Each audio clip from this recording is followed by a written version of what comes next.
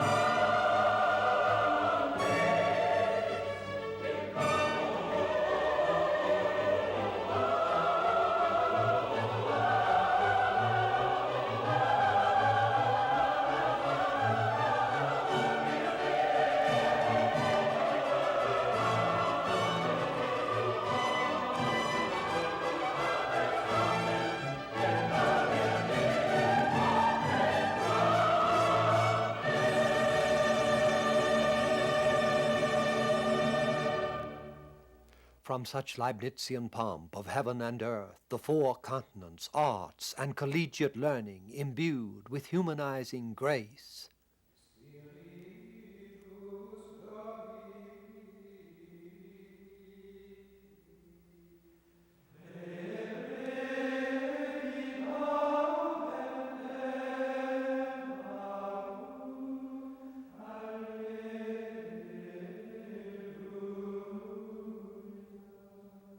How strange, how secret the descent into the crypt that underlies the West, the Dark Age Mary of St. Praxed's in Rome, where symbol has almost shed the assertions of earth, even while the Gregorian text acclaims, "The Spirit of the Lord fills the orb of the world."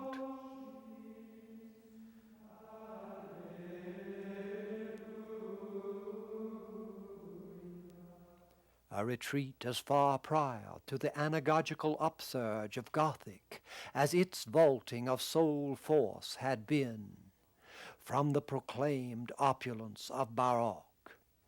It is the stretching of that incarnate antithesis, as in Baciccia's Victory of the Holy Name and Satanic Overspill, which would knock the props from great church art, and it had seemed, as 1700 approached, that the crisis neared, the mummery of sacrificial aggrandizement, as when Monteverdi hoops it up in the anchoritic words, "Fugge, fugge, flee, my soul, from the world." Fugge, fugge, fugge, fugge, ade a mea. Fugge, fugge, fugge, fugge, fugge,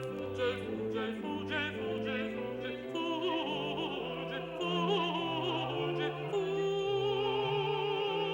fugge, fugge, no.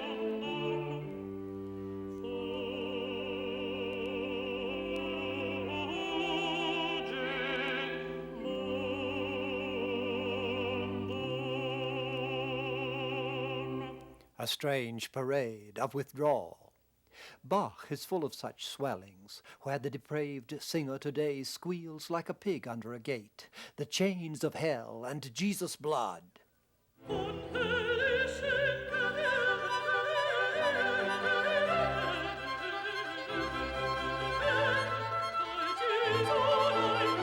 And throw yourself in his arms.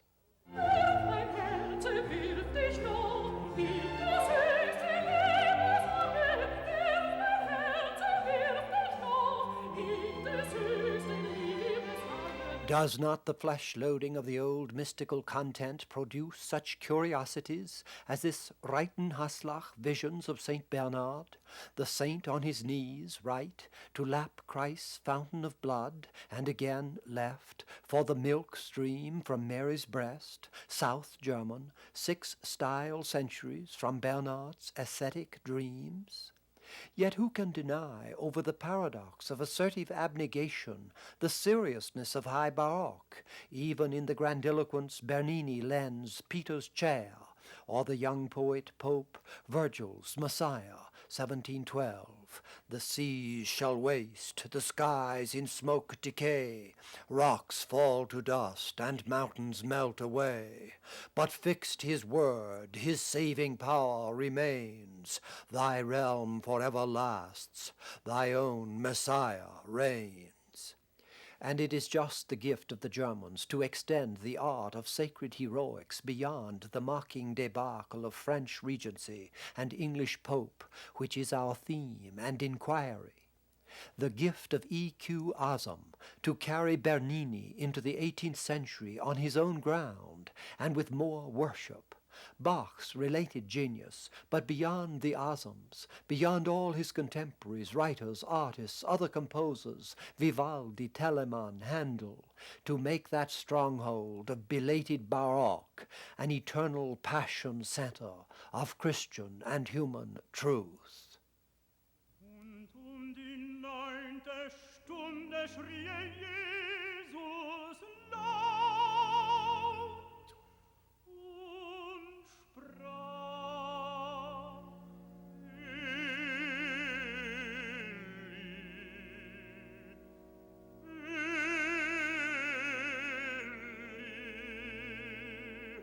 lama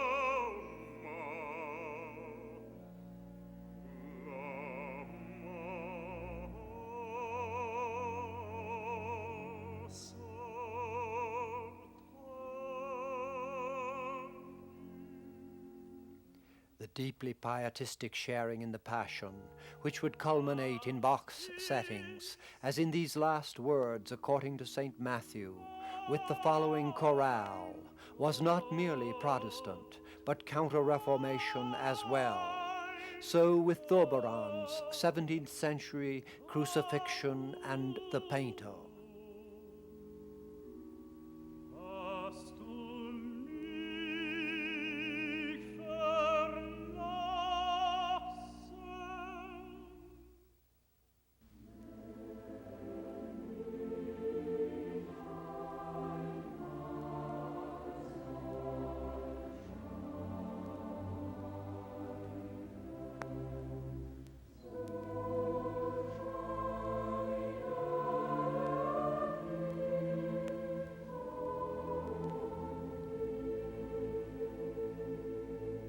Though the example which most anticipates Bach is perhaps that Munich raising of the cross, into which Rembrandt has introduced his own sorrowing face. As so often, it is as if Bach had endowed the soul of Rembrandt with the musical emotions of the last and richest Baroque. Thus the closing modulations to which he subjects the Passion chorale, Wenn ich einmal soll scheiden.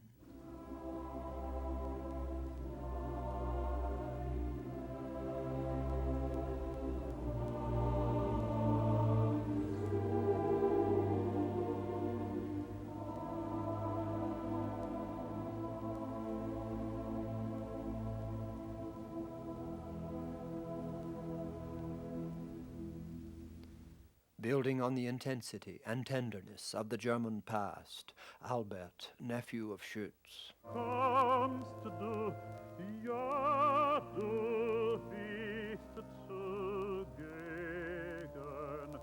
merk ich doch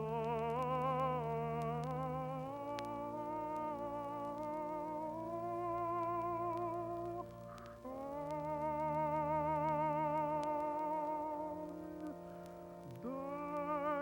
deinen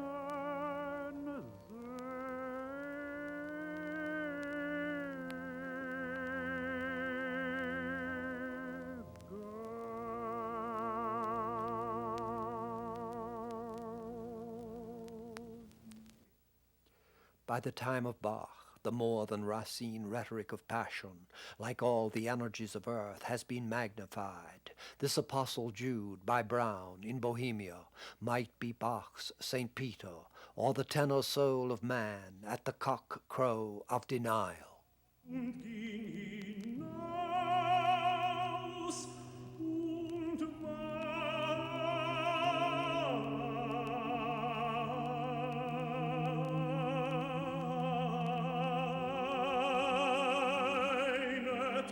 bitterlich und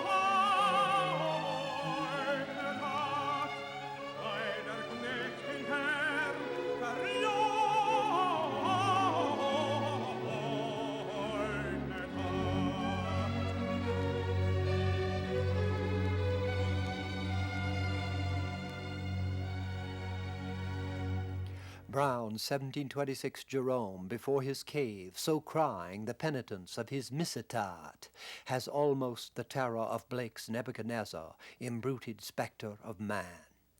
to entrain in sacred participation all divisive powers of post-Renaissance self and world without being daunted by the gulf between, is the victory of the religious Baroque, as certain in Bach's Passions as in this ultimate prodigal by Rembrandt.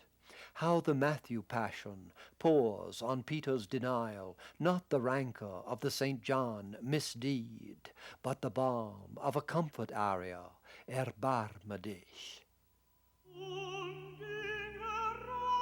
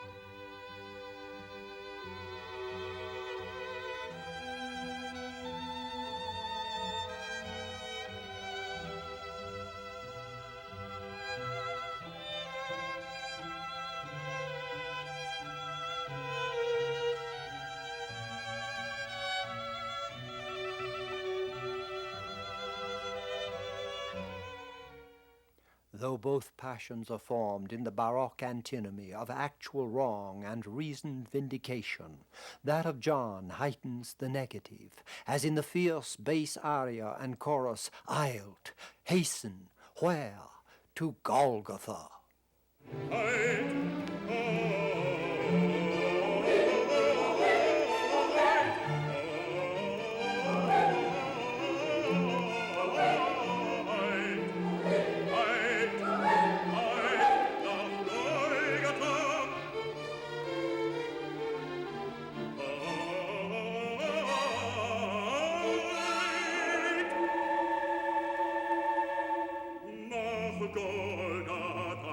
Which the Matthew Passion as determinedly parallels with assuagement. Come, stay, where? In Jesus' arms.